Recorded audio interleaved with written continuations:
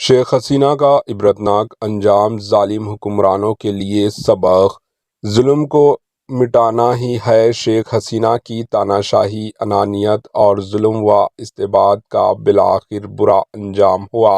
عوام و حکام ان کی ظلم سے، ان کی بدعنوانیاں، ناانصافیاں اور دھاندلیوں سے تنگ آ کر بیزار ہو چکے تھے۔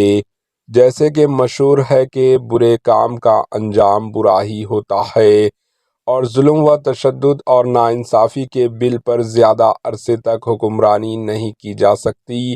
لوگ ایک حد تک ہی ظلم برداشت کرتے ہیں، اور پھر جب پاپوں کا گڑھا بھر جاتا ہے تو اس کے نتائج دھماکے خیز اور تباہ کن نکلتے ہیں۔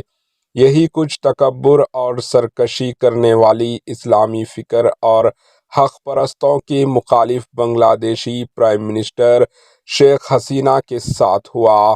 ان کا تختہ الٹ دیا گیا اور انہیں تخت و تاج چھوڑ کر ملک سے ذلت و رسوائی کے ساتھ فرار ہونا پڑا۔ ان کے انجام سے تمام پڑوسی ممالکوں میں بھی تشویش اور ہلچل پیدا ہو گئی ہے۔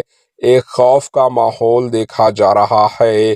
کہا جاتا ہے کہ بنگلہ دیش میں لگ بھگ 70,000 ہندوستانی موجود ہیں۔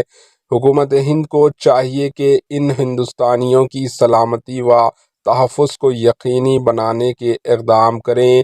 شیخ حسینہ واجد کے عبرتناک انجام سے دنیا کے ہر وہ ظالم حکمرانوں کو سبق حاصل کر کے سنبھل جانا چاہیے۔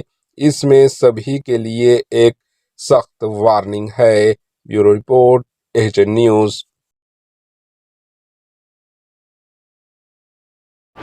ایچ-این نیوز کو لائک کریں، شیئر کریں اور سبسکرائب کرنا نہ بھولیں۔